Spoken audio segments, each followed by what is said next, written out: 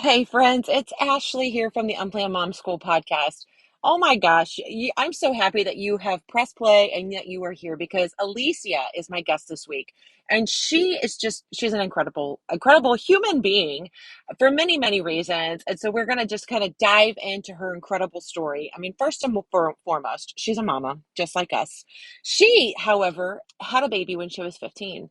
And she met her son when he was 21. And she openly shares about this journey, this experience that she had at a young age, and the process that she went through when she knew that she was going to give her son up for adoption despite her parents wanting her to keep the baby. It goes to show the power of us knowing and having that deep sense and relationship with God, because at the end of the day, I mean, despite no matter what anybody else is telling us what to do, we have to ultimately listen to God and do what is best for us. She and her husband were married 11 years. They got divorced. They are now remarried, and just she's living her absolute best life. She's a life coach. She had a book that came out this week. So if you are just kind of struggling and wondering maybe what the heck you should be doing with your life, or things are not going quite so well, this is one episode you really want to tune into, just to really hear how she has just worked on her mindset, did some deep work on herself, and really found that, lowering expectations and not having expectations for other people and really just taking care of herself has been the biggest gift and blessing, not only for her marriage and her children. I mean, the list goes on. So I cannot wait for you to dive in, tune into this, and just listen and really get to know Alicia. And, all of the links are going to be in the show notes. As I said, she's got a book that just came out. Definitely follow her on Instagram. I know we're going to talk all about this because she is it's just amazing. I don't want to spill all the beans. So stay tuned. We're diving in. Do you want to live a beautiful life that reflects the truth of who you are? Be bold and courageous as you step into your heartfelt desires. How does trusting yourself fully and connecting with your soul's purpose sound? The Unplanned Mom podcast is a potent mix of real life stories, practical spiritual teachings, and a community to help guide you for eternity. This is the place for inspiration with down-to-earth tools to help you pivot and continue to live your best life beyond your wildest dreams. Here we honor your deepest, authentic truth, embrace motherhood, talk all things money, mindset, and most importantly, miracles. So are you ready to say yes to all of this? If so, then let's dive in. I'm your host, Ashley Bush, and I have been praying for you, and I cannot wait to get to know you better. Let's go.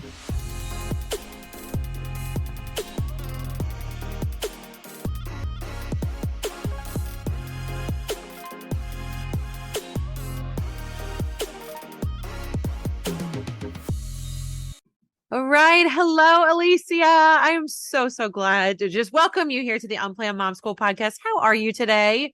I'm doing great, Ashley. We made it.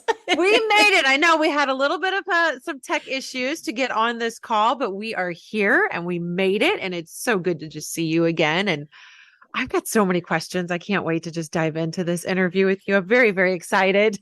Me too. Yeah. So, all right. My first initial question. Tell us where you're at. We always want to know where you're at. I am in Las Vegas, Nevada, but I am originally from Argentina. So I came here when I was 11, actually, to Utah. I grew up in Utah, been here in Vegas for 4 years. Okay. So, okay. yeah. Yes, I know. I love it that you're Latina. So yeah.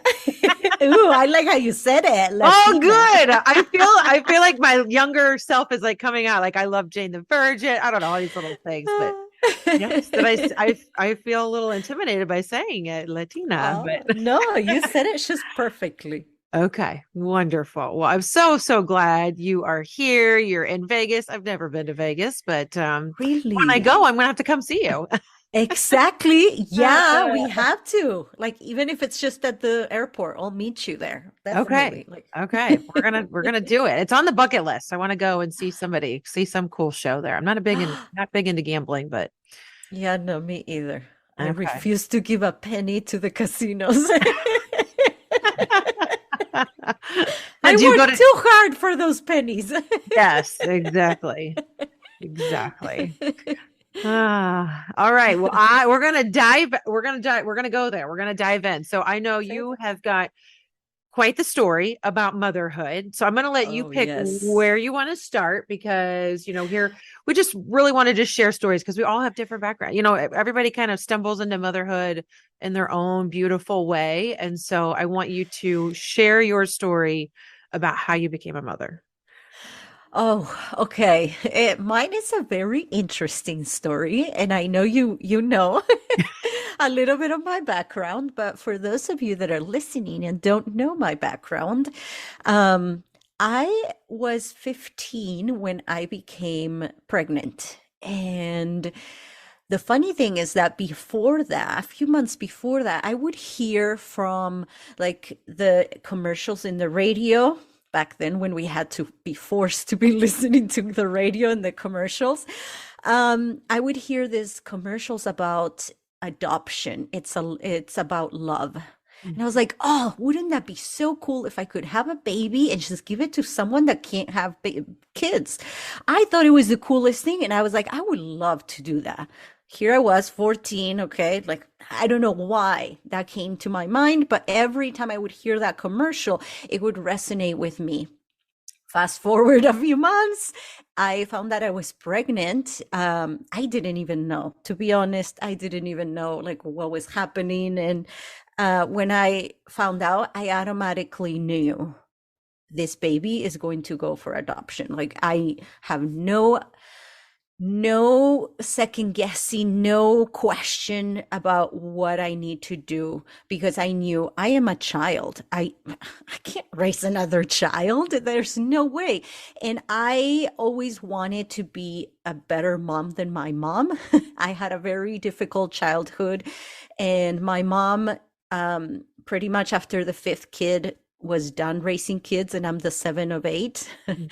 So I raised myself and I raised my little brother. So for me, motherhood was very important. And I didn't want to give this baby a life that was less than what I had. Mhm. So I knew he was going to be placed for adoption. And I went through the adoption journey, which was picking a family, and it was it was hard because my parents did not approve of it.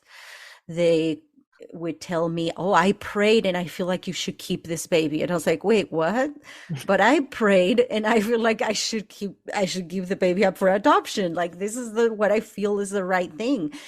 Anyway, it was like that through the whole pregnancy. And when I was in the hospital, I gave birth to my son.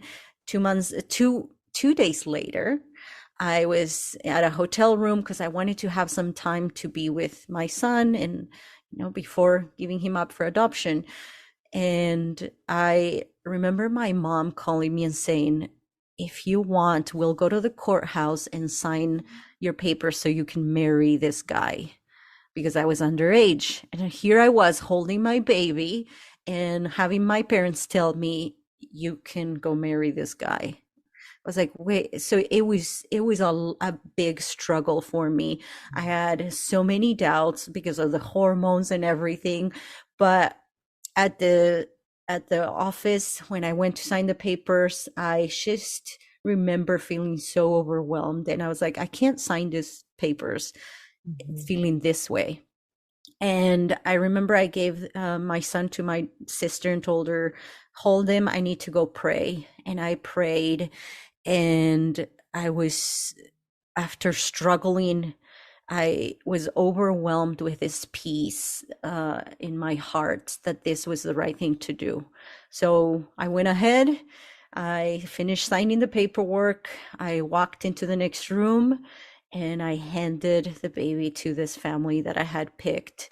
And it was amazing now to see the contrast 21 years later of beauty, and the beauty of pain and happiness, of this really heartbreaking moment contrasted with this beautiful opportunity for a couple to become to go from being a couple to becoming a family.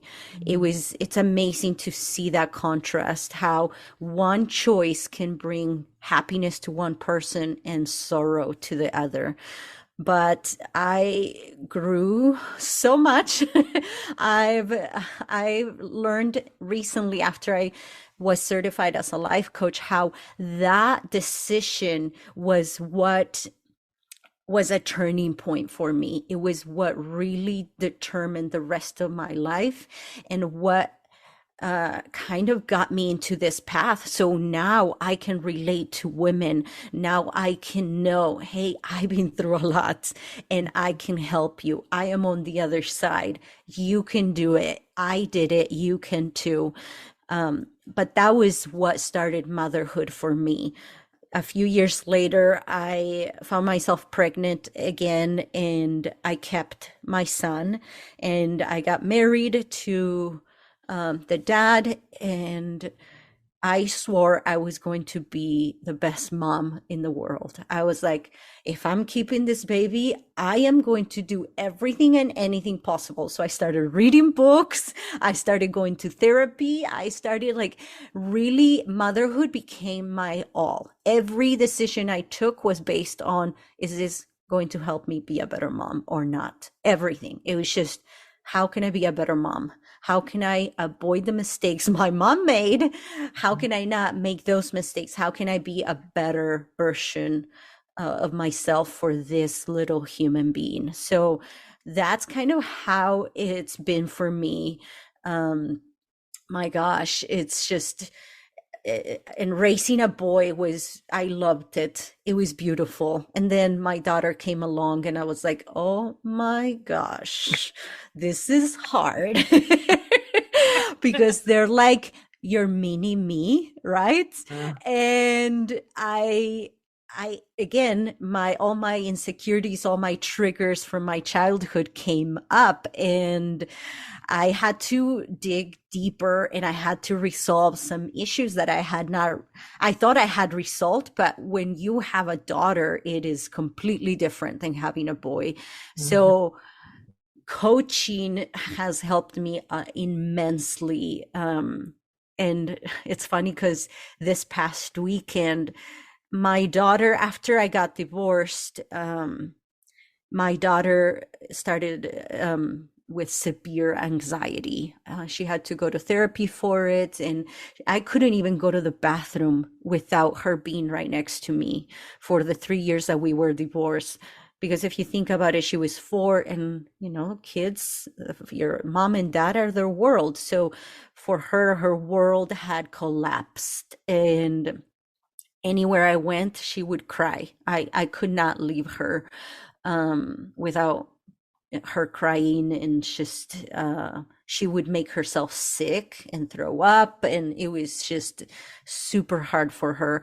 And just recently, I noticed that her anxiety has gotten less. Obviously, after I remarried, her anxiety went down, but just this last year, she started junior high. So you would think she would be more anxious and stressed, but it has been so much easier for her. And I asked her, hey, like, what has changed? And she told me, when you started life coaching, everything changed for me. And I was like, ah, okay, explain. And she's like, well, because you taught me that everything is in my thoughts and everything is in my head, and that I have control over things if I just control my thoughts. So I know that if I worry, it's all in my head. And I was like, oh my gosh, like, that just warmed my heart, and it made me just appreciate everything I've been through. Since I started my certification and I started my coaching business, and it's just reinforced how important it is to work on yourself as a mother, because the impact you have on the lives of these little kids goes on for generations. It is not just you that you're working on. It is generations that you're healing, both past and future.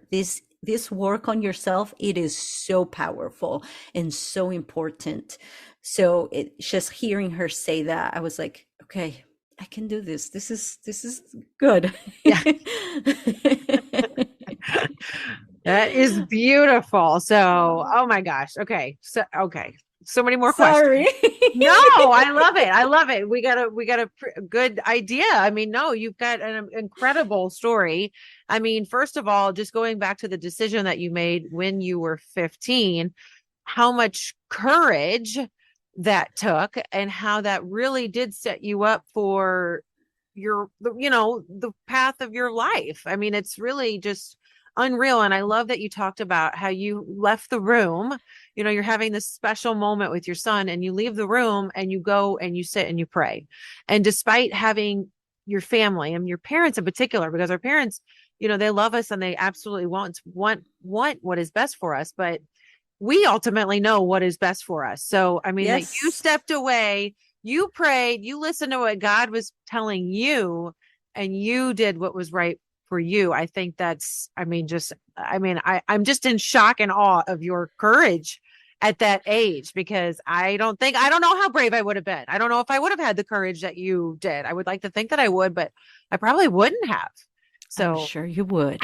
But most don't people say know. that until they're faced with it, and Yeah. you surprise yourself, really. Yeah. I know I had angels carrying me through it. Really. Yeah. Like I wouldn't have been able to do it otherwise.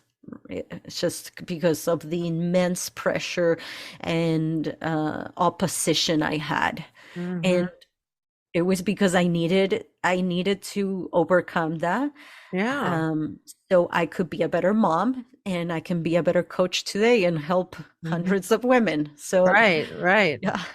Which is awesome. So, okay, so you had him. And for anybody that wants to learn more about your story, all the links are going to be in the show notes, but go and look at Alicia's story on her Instagram. She's got this all documented. You'll need Yes. tissues. You can watch when you meet your son, but I mean, it's really just, it's incredible. So Yeah. took a lot of courage. So you've always had like this ability to just trust God, which for some Yes. people, some women, if they're maybe not having faith, it's more their intuition or God. How, Yep. how did that form for you? So you had your son, did you finish school? You kind of like walk us through like how did that change you, or what were some other big moments in your life? Oh my gosh. So, yes, it completely changed me because I had to grow up. I Mhm. was no longer, I may have been 16, but really I was way older. I had matured emotionally, and I was pretty much, I didn't have any friends, but I didn't care because the people in my high school were not, we had nothing in common. So I really didn't want to be friends because I was in a different state of mind. My goal was graduate, catch up with everybody, and graduate with your class, which is what I did. So I did 2 years in one. Like I did my junior and senior year all in one. And I busted my butt to finish because I wanted to. And I was the first one in my family to walk through the ceremony and receive a diploma in this country. So that was a big Huge. accomplishment Yeah. for me. And I was very proud of myself for getting there. And I just wanted to have a better life. I just wanted to use that opportunity to push me to be better, and I always had that in me. I always wanted to do good. I always, if I made a mistake, I always wanted to make the most out of it. Mhm. Um, so that's kind of how my whole life has been. Every struggle, even through my marriage. I was married for 11 years and I wanted to just make the most out of it. I didn't marry him because I loved him. I married him because I was pregnant again and I wanted to make the best out of it. And after 11 years, didn't, we were like, I am way different than you. I am the spiritual person. You're not. We just can't come together. It was just impossible, or so I thought. Because after 3 years, we decided to give it another try, and it felt right. The kids really could not move on from having two different households, and just they were struggling. So we decided to give it another try, and we did for 3 years. And we found ourselves back in therapy. I was doing my own therapy, and then we were together doing counseling. And we're like, this is not working. I want more. I want to be close to God. He's not religious. So that was always a big thing in our family, in our marriage. And marriage counseling pretty much tells you, okay, like, let's share how you feel. Let's talk about your feelings, and then let's help you do this so I can be happy, and I'll do this. Deal, right? Okay, let's work. Let's 50-50 or 100-100. Let's meet each other here, like in the middle. And that wasn't working for us. So until I found life coaching, and I learned that through life coaching that I can be happy on my own. I don't need my husband to do certain things. He doesn't need to be as spiritual as me. He doesn't need to go at my pace. He doesn't need to do the things that I expect him to do. I can be happy. I can feel loved without him doing anything, because my feelings are generated within me. And I was like, wait a minute. How come nobody's told me this? Are you kidding me? We walk around expecting people to make us feel a certain way, and nobody has told me that I can generate my own feelings without having to control people to make me feel a certain way. So I put it into practice, because that's who I am. I'm like, you tell me something and I gotta either practice it or prove you wrong. And so I was like, I started doing it, and it worked. It created this space in our marriage for him to be himself without having to pretend to be someone he wasn't. And I was making myself happy by following what I wanted to do. And we just created this beautiful relationship where you are you, I am me, and we're coming together and making each other happy, making each other be better without changing each other. Because that's what most people do. They get married and they try to change the other person to meet their mold. And it was beautiful, because 2 months later we were getting remarried, and I was finally choosing him, and I was in love with this person that I was able to see, that was in front of me, because this was the real him. For 17 years, I was trying to make him into this other person, and no matter how hard he tried, he could never meet those expectations or that ideal. But now, because I dropped those expectations and I was able to see him for who he was, I was like, this man is amazing. And he is like everything I need. He is still the same guy. He has not changed. He's still the same guy. He's completely opposite from me, but he fits me perfectly. He's like the missing piece I needed. So it's beautiful, all because of like this concept taught by life coaching. It's just amazing. But through everything, I always stood strong with my faith in God, because that's my foundation. For me, that's really what always I go back to that. Always. Yeah. That's beautiful. Okay. So just to recap, so married 11 years, Yes. get divorced, but the kids are struggling with the two households. You start to date. And then, so you're going on this path and learning about life coaching, and you're doing all the work on yourself. You're learning, figuring all this out. So is he doing the same thing, kind of working, learning on himself? He's just kind of doing his own thing, but he's doing the single guy thing, right? Okay, like, just, guys get divorced, and what do? They go to the gym and they work on themselves, and they just, that's all. And that's what he was doing. Okay. So you make all the changes, you guys. I love it though. So yeah, you worked on you changed your thinking, and you find out, lo and behold, he's everything you need in a man, and you got him. Yes. It goes to show you you do not need to change your husband. You just need to change your thoughts about your husband. That's why my book is How I Saved My Marriage in 2 Months. Yeah. The problem is not him, is you. Very, very, Because it very is. true. Yes. Yeah. I would agree. Yeah. I think a lot of people can relate to this that are listening. So you kind of just, it was a perfect segue just to like talk about like your work now. I know. So, I mean, I love it because everything that you've gone through has definitely played a role in what you do now day to day. So your expertise is coaching, life coaching, working on people with relationships. So walk us through what that looks like. So you're working one-on-one with women. Yes. Yeah. So I love helping women with their relationships. So I'm a relationship expert and I help women heal and reconnect with themselves so they can break free from those unhealthy cycles that are keeping them in the suffering. And once they're able to do that, they can have the relationships they want. They can have the marriage they want. They can achieve the goals that they've been wanting to achieve for years, but then they keep getting stuck in the cycle and they don't know how to get out of. They hate it, but they don't know how to get out of. So I help women heal and reconnect with themselves so they can have that relationship with themselves, because you cannot receive or expect anything from anyone unless you're willing to give it for yourself. That's major.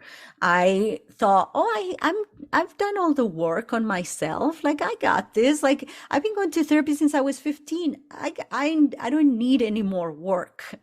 He's the problem, not me. So when I realized that, wait a minute, I never looked inward. I never really focused on what I wanted, what my core values are, and speaking out and saying what I want, what my boundaries are. I never talked about that. So those are all the things I help women with. There are boundaries. What do you want? Who are you? What are your core values? I was 37 and nobody had asked me, what are your core values? Now I live by my core values because that's what gave me purpose.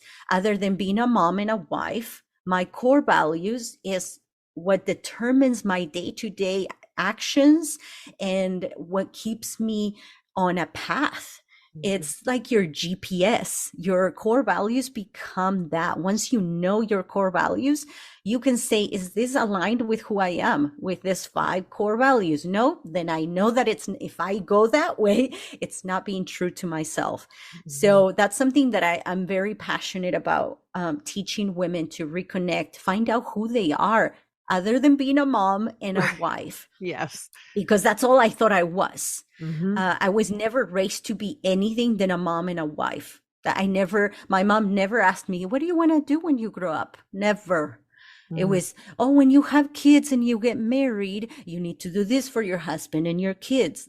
So I never had any aspirations. So for me to be here talking to you on a podcast and sharing what I do, writing books and doing my own live events, all those, that's amazing. For me to have a dream other than being a mom and a wife, it goes to show you. And this was less than 2 years ago, guys. Yeah. That I was this person. Okay. It doesn't take that long to change habits and change your identity. And really, it's not changing your identity, it's learning who you really are. But you've forgotten because you're so busy being a mom and a wife. You've forgotten who you are. So I love helping women find their true identity. It's beautiful. It's a gift for me to see how they learn to love and trust themselves. Beautiful, because then that pours over into all their relationships and their relationships transform. And I've had clients that struggled with their mother for years. They hate this person, really, because of things that have happened in their past. And after going through my program, they're able to take vacations with, like, she's like, I would never have been able to tolerate my mom for 3 days without being on your program because their relationship changes that much. Mhm. I've had women that were in toxic relationships for 30 years. And after taking my program, they're able to let go of those patterns and start really choosing what they want in a relationship. Mhm. And it all starts with a relationship they have with themselves. And I think that ties back to God because we are eternal beings and we Yeah. are his daughters. So I love to always bring God into my coaching because I think it reinforces the Mhm. coaching. It really does. So I do one-on-one coaching. I am also starting a membership, which I am so excited because I call it the Badass Fearless Females, which gets women to get out of that cycle of suffering and becoming fearless, badass women. Love So I'm it. excited for that. I also have a book coming up. It's an anthology where I share how I've been able to get out of the victim mentality and become a victor and start thriving in my life and be in charge of my life by living the identity that God has designed for me, that has given me. Mhm. And it's called Unleash Her because that's what it is I'm unleashing that identity and getting rid of all the labels, all the bruises and wounds. I'm healing them so I can become this person that God wants me to be, which is being here, Mhm. speaking to you guys and speaking to you and sharing my story and helping women. Um, so I am so thankful for the people and the tools that have been given to me so I could be here and show the way for Yeah. those women. Yeah, no, it's awesome. It's beautiful. And I mean, yeah, you nailed it when you said, we have to have a purpose. I think when we're floundering and we don't know our purpose and we don't know who we are, we don't know our values, Hmm. we get lost. And so Yeah, do you think, because a lot of women do, they struggle with being, just being mom, wife, girlfriend, whatever. Do you think they feel, is there a sense of guilt starting to work on themselves or making themselves a priority? Do you see that? definitely. Oh Yeah. my gosh, definitely. That was like, Yeah. that's a battle that you have Yeah. to overcome at the beginning. Um, but it goes to boundaries. That's when, Mhm. in order for you to live your values, you have to set up a boundary. And a boundary, really, all it is saying, this is as far as I'm going to go. From here on and on, you cannot come in. This is how I protect my physical and spiritual and mental well being. That's all it is. A boundary saying, I'm sorry, but this is as far as I can go because I love myself and I love you. This is all I can do. It Yeah. is the most loving thing you can do for yourself and for others because you show up differently. When you're living your values, you're Mhm. true to yourself. You have a different energy. You show up as a different mom and as a different wife. You are happier. And Mhm. when you honor your boundaries, you have more self confidence to state what you want. And you are showing that to your kids. What better role model than showing your kids to Yes. say no Mhm. and to say what you want and honoring what you say you will do for yourself? Mhm. Hello, you Right. are No, doing I that. think it's beautiful. And you said, I mean, your daughter's changing, watching you. I mean, what a great example you are to her. I think too that there's a lot of women, we don't have those examples. Like you didn't have that example with your mom, it sounds No, like. no.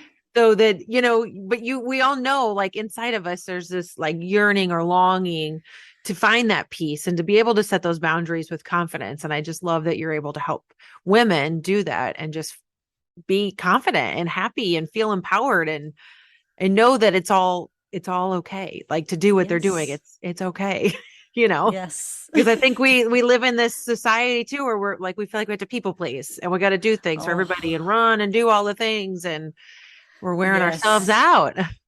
You don't have to. I Right. had to learn that. Yes. I learned to say no, and now I love it. I think I overuse it, but I'm right there with you, girlfriend. I am. right, right. But Yes. coming from always saying yes and people pleasing, it's a great accomplishment. It It feels, is. at first, it feels there's so many emotions, but then that's why I'm a coach. I help you deal with all the barriers and all the obstacles and all the guilt and all the emotions so you can really get down to what you really want. And what you Yeah. really want is to be a good role model and to honor yourself and be happy and show up as the best version of yourself.